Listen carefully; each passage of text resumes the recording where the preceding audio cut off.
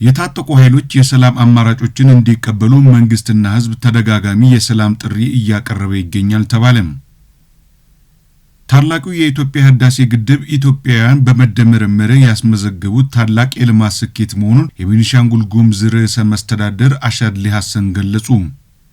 የኢትዮጵያ የአየር ኃይል 9ኛ ዓመት የምስረታ በዓል ከጥር 15 እስከ 19 2018 ዓመተ ምህረት በተለያዩ መርሃ ግብሮች ይከበራል። እስራኤል በዌስት ባንክ አዲስ ሰፈሮች ለመስራት ያወጣችውን እቅድ የአውሮፓ ሀገራት አወገዙ።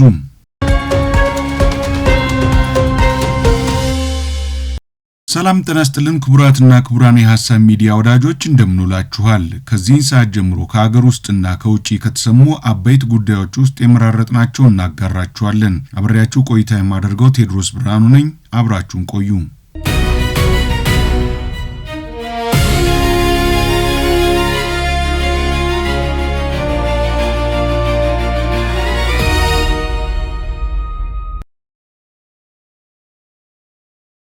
የአማራ ክልል ምክር ቤት 6ኛ ዙር 5ኛ ዓመት የሥራ ዘመን 11ኛ መደበኛ ጉባኤውን ማካሄድ ጀምሯል። በጉባኤው መክፈቻ ላይ የክልሉ ምክር ቤት ዋና አፈ ጉባኤ ፋንቱ ተስፋዬ የተያዘው በጀት ዓመት እንደ ሀገር የታላቁ ህዳሴ ግድብ ተጠናቆ የተመረቀበት እንዲሁም አዳዲስ ፕሮጀክቶች የተጀመሩበት ዓመት መሆኑን አንስተዋል። አያይዞም እንደ ክልል የ25 ዓመት አሻጋሪ እቅድ ወደ ትግበራ የተገባበት በጀት ዓመት ስለመሆኑም ገልጿል። ክልሉ ባለፉት ዓመታት በነበረበት የሰላም ችግር የትምህርት ዘርፉን ጨምሮ ሰብአዊ ማህበራዊና ኢኮኖሚያዊ ስብራቶች መድረሳቸውን ዋና አፈ ጉባኤዋ ተናግረዋል። በዚህም የታጠቁ ኃይሎች የሰላም አማራጮችን እንዲቀበሉ መንግስትና ህዝብ ተደጋጋሚ የሰላም ጥሪ እያቀረበ ይገኛል ነው ያሉት። ይህን የሰላም ጥሪ የተቀበሉ በርካታ ታጣቂዎችም ወደ ሰላም መመለሳቸውን አንስተው ሌሎች ታጣቂዎችም ወደ ሰላም እንዲመለሱ ጥሪ አቅርበዋል። የሐሳብ ልዩነቶች በውይይት እንጂ በጠመንጃ አይፈቱም ያሉት ዋና አፈ ጉባኤዋ ህዝባችን ከሰላም እጦት ወጥቶ እፎይታን እንዲያገኝ የሰላም አማራጭን መቀበል ለነገ የሚባል ጉዳይ አይደለም ብለዋል። ለዚህም ሁላችንም ለክልሉ ሰላም መስፈን ሁላችንም የበኩላችንን ልንወጣ ይገባል ብለዋል። ምክር ቤቶች የዲሞክራሲ ስርዓት እንዲከበር ሚናቸው ከፍተኛ ነው ያሉት ዋና አፈ ጉባኤዋ በቀጣይ የሚደረገው ሀገራዊ ምርጫ ነጻ፣ ፍትሃዊና ታማኒ እንዲሆን የምክር ቤት አባላት ሚናቸውን እንዲወጡ ጠይቀዋል። ምክር ቤቱ ጉባኤውን እያካሄደ የሚገኘው በአሁናዊ የኢትዮጵያ ሁኔታ ስልጣን በኃይል ለመያዝ መፈለግ ከፍላጎት ያለፈ ውጤት እንደማያመጣ የክልላችን የ2 ዓመት ከመንፈቅ ጉዞ ህያው ማሳያ ነው በሚል መሪ ቃል ነው።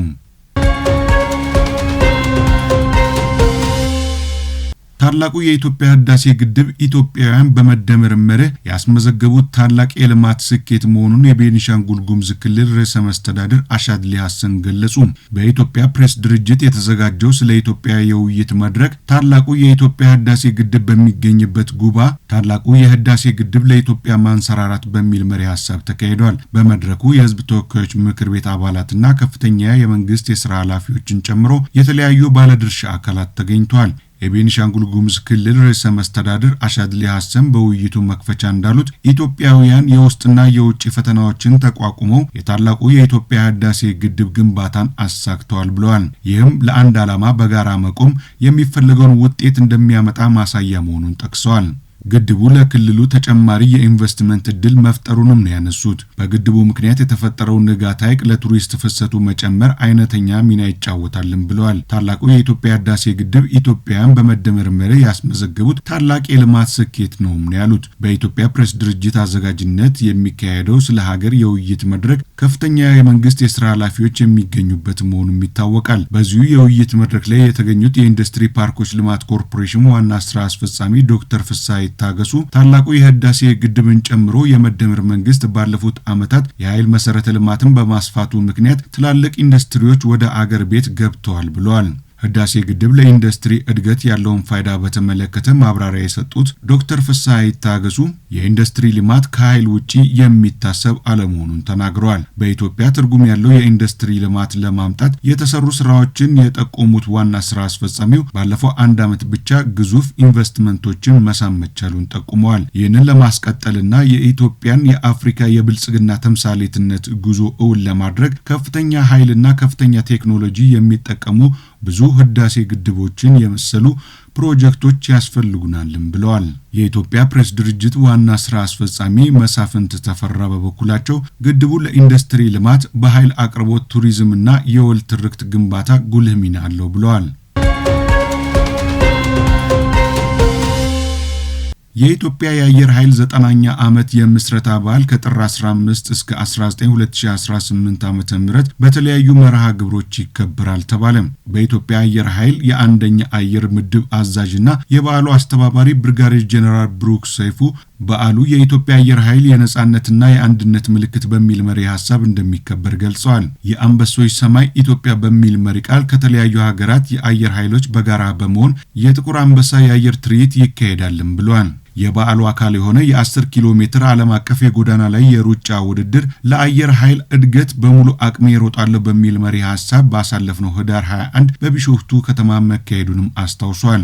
የወደፊቱን የአቪዬሽን አቅም በጋራ እንገንባ በሚል መሪ ሐሳብ ከ25 በላይ ኩባንያዎች የሚሳተፉበት የአቪዬሽን ቴክኖሎጂ ኤክስፖ 2026 እንደሚካሄድም አስረድተዋል። በኤክስፖ ላይ የኢትዮጵያ አየር ኃይልና የኢትዮጵያ አየር መንገድ እንዲሁም የቻይና፣ የህንድ፣ የአሜሪካና የደቡብ አፍሪካ ትላልቅ ኩባንያዎች ይሳተፋሉም ብለዋል። በተጨማሪም ከ38 በላይ የአፍሪካ ሀገራት የአየር ኃይል አዛዦች የሚሳተፉበት ፊውቸር አፍሪካ የአየር ኃይሎች ፎረም የጋራ ስራዎቻችንን አጠናክረን የተረጋጋ ዓለም እንገንባ በሚል መሪ ሐሳብ ለሶስተኛ ጊዜ ይካሄዳልም ነው ያሉት። በመርሃ ግብሩ ሀገርን በማገልገል የሚገኝን ክብር መዘከር በሚል መሪ ሐሳብ የመከላከያ ሰራዊት ከፍተኛ አዛዦችና ከፍተኛ የመንግስት ባለስልጣናት በተገኙበት ህዝባዊ ውይይት እንደሚካሄድም ጠቁመዋል። እነዚህም መርሃ ግብሮች በተሳካ ሁኔታ ለማከናወን አስፈላጊው ዝግጅት መደረጉንም ገልጸው ህብረተሰቡ በምስረታ በዓሉ ላይ በመገኘት ያገለገሉንና እያገለገሉ ያሉ የአየር ኃይል አባላትን እንዲያክብር ጥሪ አቅርበዋል። በተጨማሪም አየር ኃይሉ ያዘጋጀውን ድረገጽ etaf90years.com በመጠቀም በበዓሉ የሚካሄዱ ሁነቶችን መከታተልና የመግቢያ ትኬት መግዛት እንደሚቻል ጠቁመዋል። የመጀመሪያው የኦሮሚያ ክልላዊ መንግስት ርዕሰ መስተዳድር አቶ ሐሰን አሊ ከ27 ዓመታት የውጭ ቆይታ በኋላ ወደ ሀገራቸው ተመልሰዋል። አቶ ሐሰን አዲስ አበባ ቦሌ ዓለም አቀፍ አውሮፕላን ማረፊያ ሲደርሱ የኦሮሚያ ክልላዊ መንግስት ርዕሰ መስተዳድር አቶ ሽመልስ አብዲሳ አቀባበል አድርገውላቸዋል። የኦሮሚያ ክልል ርዕሰ መስተዳድር አቶ ሽመልስ አብዲሳ በማህበራዊ ትስስር ገጻቸው ባሰፈሩት መልእክት አቶ ሐሰን አሊ ወደ 3 አስርት ዓመታት ከሚደርስ ጊዜ በኋላ ወደ ቤተሰቦቻቸው ሲመለሱ የተቀበልኳቸው ከታላቅ ክብር ጋር ነው ብለዋል።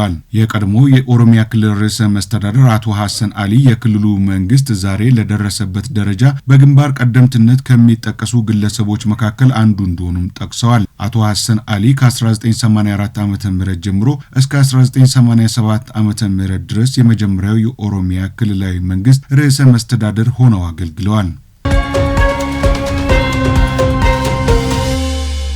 አዲስ አበባ ዩኒቨርሲቲ የ75ኛ ዓመት አልማዝ ኢዮቤልዩ በዓሉን በማስመልከት በጥቁር አንበሳ ስፔሻላይዝድ ሆስፒታል ለ2 ቀናት የሚቆይ ነፃ የጤና ምርመራና የምክር አገልግሎት አስጀመረ። ዩኒቨርሲቲው ያለፈውን በማክበር የተሻለ ነገን ማለም በሚል መሪ ሐሳብ በዓሉን እያከበረ የሚገኝ ሲሆን ነፃ የምርመራ መርሃ ግብሩ የማህበረሰብ ተሳትፎ ቀን አካል መሆኑ ተገልጿል። የዩኒቨርሲቲ የፓርትነርሺፕና ኮሚኒኬሽን ምክትል ፕሬዝዳንት ዶክተር ራሄል አርጋው እንደገለጹት ተቋሙ ባለፉት 75 ዓመታት በጤናውና በሌሎች ዘርፎች ለሀገር ግንባታ የሚተጉ ምሁራንን ከማፍራት ባለፈ ለህብረተሰቡ ሰፊ አገልግሎት ሲሰጥ ቆይቷል። የሆስፒታሉ ዋና ስራ አስፈጻሚ ዶክተር ብርሃኑ ሰንደቄ በበኩላቸው ጥቁር አንበሳ ስፔሻላይዝድ ሆስፒታል ላለፉት 60 ዓመታት በኢትዮጵያ የሕክምና ታሪክ ውስጥ ትልቅ አሻራ ማሳረፉን ተናግሯል። ሆስፒታሉ በየዓመቱ ከ100 ሺህ በላይ ለሚሆኑ ተመላላሽና ከ20 ሺህ በላይ ተገኝተው ለሚታከሙ ዜጎች አገልግሎት እንደሚሰጥ ጠቅሰው ባለፈው ዓመት ብቻ 50 ሚሊዮን ብር የሚገመት ነፃ የሕክምና አገልግሎት መስጠቱን አስታውቀዋል። አሁን የተጀመረው የነፃ ምርመራ መርሃ ግብር ለዩኒቨርሲቲው ሰራተኞችና ለማህበረሰብ ክፍሎች የአካልና የአእምሮ ጤና ደህንነት ትኩረት የሚሰጥ መሆኑን ተጠቁሟል። ዩኒቨርሲቲው ራሱን የቻለ የምርምር ተቋም ለመሆን የጀመረውን ጉዞ ለማሳካት ከአጋር አካላት ጋር እንደሚሰራም ተገልጿል። የተከበራችሁና የተወደዳችሁ የሐሳብ ሚዲያ ቤተሰቦች አብራችሁን በመሆን መረጃዎቻችንን እየተከታተላችሁ ስለሆነ እናመሰግናለን። አሁን በውጪ መገናኛ ብዙሃን ከተነገሩ ጉዳዮች ውስጥ አንድ ጉዳይ መርጠን ሰፋ አድርገን ነግራችኋለን። እስራኤል በዌስት ባንክ አዳዲስ ሰፈሮችን ለመስራት ያወጣችውን እቅድ የአውሮፓ ሀገራት አወገዙ። አደም ያሲን ዝርዝር አለው። 14 countries, including France, Britain and Germany, has condemned Israel's recent approval of new Jewish settlement in the occupied West Bank. ከሐማስ ጋር በገባችው ጦርነት ምክንያት በጋዛ ሰርጥ ላይ ጥቃት ስትፈጽም የቆየችው በዌስት ባንክ የሚገኙ ፍልስጤማውያንን ቤቶች ስታፈራርስ የነበረችው እስራኤል በግዛቱ ውስጥ 19 መንደሮችን ለመገንባት በወሰነችው ውሳኔ ላይ በምዕራባውያኑ ሀገራት ተቃውሞ ገጥሟታል። ለፍልስጤም መንግስት እውቅና የሰጡት እንግሊዝ፣ ፈረንሳይና ካናዳ እንዲሁም በፍልስጤም መንግስት መስረታ ላይ ያልተስማማችው ጀርመን እርምጃው ህገወጥ እንዲሁም የጋዛን የተኩስ አቁም ስምምነትና የአካባቢውን የረጅም ጊዜ ሰላምና ደህንነት አደጋ ላይ የሚጥል መሆኑን አስታውቀዋል። እስራኤል በጋዛ ሰርጥ ውስጥ ለምትፈጽመው ጥቃት የገንዘብ ሚኒስቴር በመሆን የተለያዩ ውሳኔዎችን ሲወስኑ የነበሩት በዌስት ባንክ ላይ 3400 አዳዲስ ቤቶችን ለመገንባት እቅድ ሲያወጡ የቆዩት ቤዛሌል ስሞትሪች ያወጡት እቅድ በአውሮፓውያኑ ሀገራት ውድቅ ተደርጎባቸዋል። ለማንኛውም አይነት የግዛት መስፋፋት ግልጽ የሆነ ተቃውሞ እናቀርባለን በማለት የጋራ መግለጫ ያወጡት ምዕራባውያኑ ሀገራት እስራኤል ይህንን ውሳኔ እንድትሽር እንዲሁም የያዘችውን መስፋፋት እንድትቀይር ጥሪ አቅርበዋል። በጋዛ ሰርጥ ላይ የእስራኤል ወታደሮች ሲፈጽሙት የነበረውን ጥቃት ሲቃወሙ የነበሩት ካናዳና የአውሮፓ ሀገራቶች የፍልስጤማውያንን የራስ ዕድል በራስ የመወሰን መብት ለመደገፍ ቁርጠኛ ነን በማለት በመግለጫቸው ላይ ማስታወቃቸውን ሮይተርስ ዘግቧል። ሀገራቶቹ በሁለት መንግስታት መፍትሄ ላይ የተመሰረተ ሁሉን አቀፍ ፍትሐዊና ዘላቂ ሰላም ለማምጣት ያለንን የማይናወጥ ቁርጠኝነት እናረጋግጣለን ሲሉም ገልጸዋል። በዌስት ባንክ የሚመሰረቱትን አዲሶቹን የእስራኤላውያን መንደሮችን አስመልክቶ በባለፈው ሳምንት መጨረሻ መልእክታቸውን ያስተላለፉት የእስራኤል የገንዘብ ሚኒስትር ቤዛሌል ስሞትሪች ባለስልጣናት የሰፈራ እቅዱ እንዲጀመር መፍቀዳቸውን ገልጸው ውሳኔው የወደፊት የፍልስጤም መንግስት እንዳይመሰረት ለመከላከል ያለመ መሆኑን ተናግረዋል። የፍልስጤም አሸባሪ መንግስት በዌስት ባንክ እንዳይመሰረት እያስቆምን ነው በማለት መልእክታቸውን ያስተላለፉት ሚኒስትሩ በቅድመ አያቶቻችን ምድር ማልማትና መገንባታችንን እንቀጥላለን በማለት መናገራቸውን ዘ ታይምስ ኦፍ እስራኤል ዘግቧል። የእስራኤል መንግስት ከ2022 ጀምሮ በዌስት ባንክ ውስጥ 69 አዳዲስ ህንጻዎችን ለመገንባትና የሚገነባቸውንም ህንጻዎች ህጋዊ ለማድረግ ፍቃድ መስጠቱ ተገልጿል። እንደ ሀገራቶቹ ሁሉ የእስራኤልን ውሳኔ የተቃወመው የተባበሩት መንግስታት ድርጅት የእስራኤል መንግስት ያወጣው እቅድ በቴል አቪቭና ፍልስጤማውያን መካከል ለሚደረገው የሰላም ስምምነት ትልቅ እንቅፋት እንደሆነ ይፋ አድርጓል። የአውሮፓ ሀገራቶችንና የተባበሩት መንግስታት ድርጅትን የተቃወሙት የእስራኤሉ የውጭ ጉዳይ ሚኒስትር ጌዲዮን ሳር ውሳኔው እስራኤል ያጋጠሟትን የደህንነት ስጋቶች ለመፍታት ያለመ ነው በማለት በኤክስ ገጻቸው ላይ አስፍረዋል። የውጭ መንግስታት አይሁዶች በእስራኤል ምድር የመኖር መብታቸውን አይገድቡም በማለት የገለጹት ጌዲዮን ሳር እንዲህ አይነቱ ጥሪ የተሳሳተና በአይሁዶች ላይ አድሎ የሚፈጥር ነውም ብለውታል። ለ2 ዓመት በቆየው ጦርነት በየቀኑ በበርካታ ዓለም አቀፍ መገናኛ ብዙሃኖች የፊት ገጽ ላይ ሲሰፍሩ የነበሩት ፍልስጤማውያን አሁን ደግሞ ከመኖሪያቸው እንዲወጡ የሚያደርጋቸውን ውሳኔ ከቴል አቪቭ ሰምተዋል። በቀጣይ ሳምንት ወደ ነጩ ቤተ መንግስት በማምራት ከዶናልድ ትራምፕ ጋር ውይይት የሚያደርጉት የእስራኤሉ ጠቅላይ ሚኒስትር ቤንያሚን ኔታንያሁ በኢራን የኒውክሌር ኃይል እንዲሁም ከሐማስ ጋር በሚደረገው የሁለተኛ ዙር የተኩስ አቁም ስምምነት ላይ ምክክር እንደሚያደርጉም ሮይተርስ ዘግቧል። ዶናልድ ትራምፕ በእስራኤልና በሐማስ መካከል ያለውን ጦርነት ለማስቆም ጥረት ቢያደርጉም የእስራኤሉ የገንዘብ ሚኒስትር ቤዛሌል ስሞትሪች እስራኤል በሰርጡ ላይ የምታደርገውን ጥቃት እንድታቆም እንደማይፈልጉ ሚድል ኢስት ዘግቧል። በጋዛ ሰርጥ ውስጥ የፍልስጤም መንግስት ሚና እንደማይኖረው ያስታወቁት ስሞትሪች ዶናልድ ትራምፕ በሰርጥ ውስጥ ለማሰማራት የፈለጉትን የሰላም አስከባሪ ጦር ውድቅ ማድረጋቸውንም ሚድል ኢስት በዘገባው ላይ አስፍሯል። የገንዘብ ሚኒስትሩ እስራኤላውያን በዌስት ባንክ ውስጥ ለማስፈር ከቀናቶች በፊት ከእስራኤል ባለስልጣናቶች ጋር በመሆን ውሳኔ ቢያስተላልፉም በፍልስጤማውያን አማካኝነት በእስራኤል ላይ ጥርስ የነከሱት የአውሮፓ ሀገራቶችና ካናዳ ውሳኔውን ውድቅ አድርገውታል። የተከበራችሁና የተወደዳችሁ የሐሳብ ሚዲያ ቤተሰቦች ለዛሬ ያሰናዳንላችሁ መረጃዎቻችን እነዚህ ነበሩ። ሰናይ ጊዜ ይሁንላችሁ።